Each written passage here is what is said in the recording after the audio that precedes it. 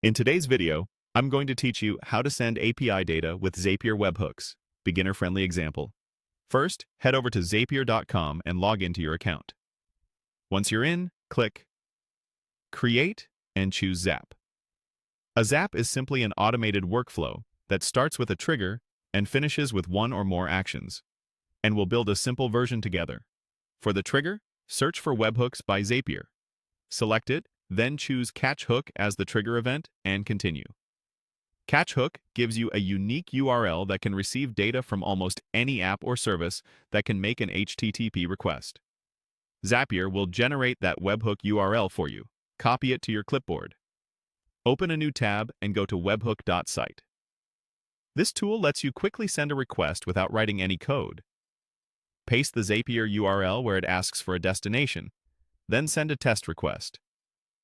A small JSON body with a couple of key value pairs is perfect for this step, such as a name and a message. The goal is simply to get some sample data over to Zapier so it knows what fields to expect. Switch back to Zapier and click Test Trigger. If everything went through, you should see the sample payload you just sent. This confirms that Zapier can receive data at your webhook URL, which is the foundation of this workflow. Now click Add Action and search for Google Sheets. Choose Create Spreadsheet Row as the action event, then continue. Connect your Google account if prompted, and select the spreadsheet you want to use. It's best if your sheet already has column headers, like name and message, so mapping is straightforward. In the field mapping screen, you'll match each column in your sheet to the corresponding data from the webhook.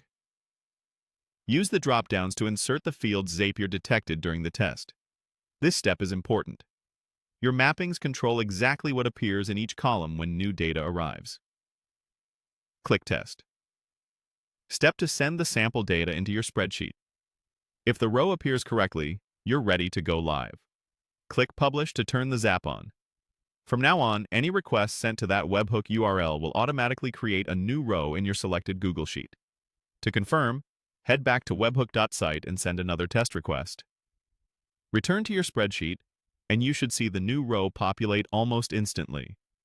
If you don't see it, double-check your field mappings and ensure you're sending the data in the same format you tested. If this video helped, please like, subscribe, and share. Thanks for watching.